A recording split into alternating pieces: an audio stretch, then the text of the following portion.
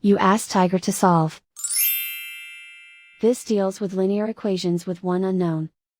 The final result is r equals -11/5. Let's solve it step by step. Group all constants on the right side of the equation. Add 18 to both sides.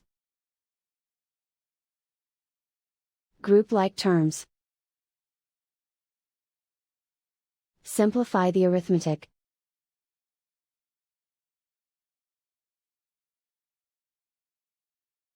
Isolate the r.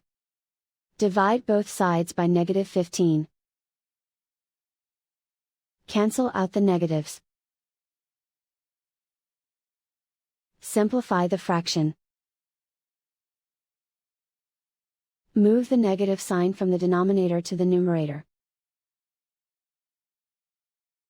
Find the greatest common factor of the numerator and denominator. Factor out and cancel the greatest common factor. And so the final result is r equals -11/5.